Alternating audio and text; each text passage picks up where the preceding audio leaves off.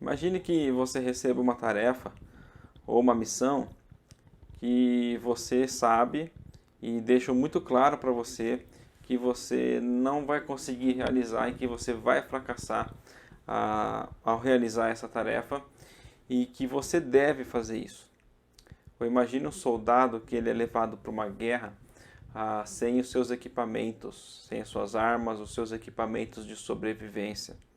Com que empenho, motivação ou até mesmo encorajamento você cumpriria essa tarefa ou esse soldado cumpriria essa missão sabendo que ele fracassaria? Você já passou por alguma tentação ou alguma provação na qual você começou a questionar se você tinha forças suficientes para vencer ou simplesmente passar por ela? Então, a promessa que nós vamos estudar agora é para você, ou melhor, essa promessa é para todos nós. Veja o que Paulo diz lá em 1 Coríntios, capítulo 10, no versículo 13. As tentações em sua vida não são diferentes daquelas que outros enfrentam. Deus é fiel e Ele não permitirá tentações maiores do que você possa suportar. E quando forem tentados, Ele mostrará uma saída para que consigam resistir. Muito bem. Algumas verdades que nos chamam a atenção nesse versículo são, em primeiro lugar, que as tentações na sua vida não são diferentes daquelas que outros enfrentam. Qualquer tipo de tentação ou provação que você está passando ou que possa passar não são diferentes das tentações que outras pessoas passam ou já passaram. E isso é muito encorajador, porque a gente sabe que, em primeiro lugar, nós não somos os únicos que passam por tentações e por provações. E em segundo lugar, porque nós podemos aprender e encorajar uns aos outros por meio das tentações que eles já passaram e muitas vezes que nós podemos passar, já passamos e que podemos oferecer esse encorajamento, ensinar outras pessoas a como vencer essas tentações que você está enfrentando. Uma outra verdade importante que a gente pode observar aqui é que Deus ele não permitirá tentações maiores do que você possa suportar e quando vocês forem tentados, Ele mostrará uma saída, um escape para que consigam resistir. E isso, sem dúvida, é um grande incentivo para cada crente. Deus ele permitiu uma tentação sob medida para você. E que alívio você saber que Deus colocou limites nas suas tentações e até mesmo nas provações que você passa.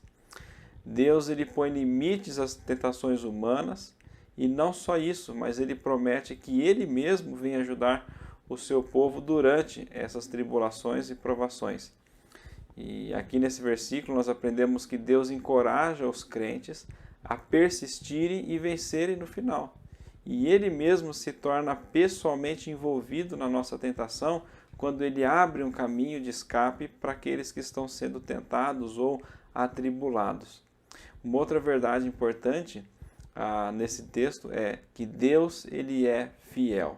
Antes dele dar a promessa de que nós não passaremos por uma tribulação que não sejamos capazes de suportar e que junto com a tentação ele vai prover um meio de escape, antes dele dar essa promessa, ele fala, Deus é fiel.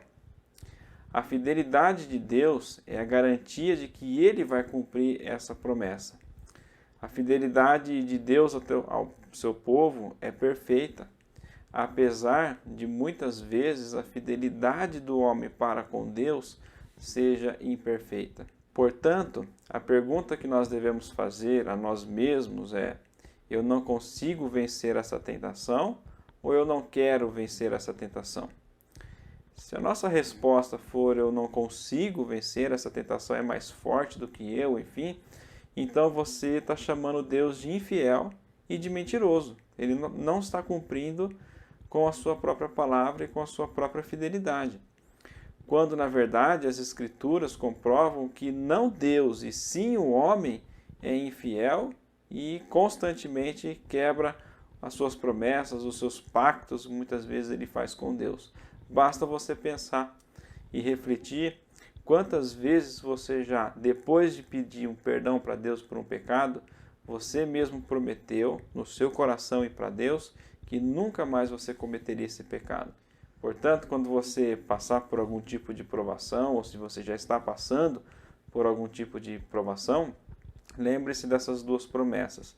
Ele não permitirá tentações maiores do que você possa suportar, e quando vocês forem tentados, Deus mostrará uma saída para que vocês consigam resistir. Basta você pedir sabedoria para Deus, para identificar qual é essa saída, qual é esse escape. Que recurso está à sua disposição para você poder resistir à tentação naquele momento? Eu gostaria de oferecer para vocês pelo menos 4 recursos que estão à nossa disposição para vencer as tentações e resistir às provações, às tentações que nós passamos muitas vezes. Em primeiro lugar, a Bíblia apresenta o Espírito Santo.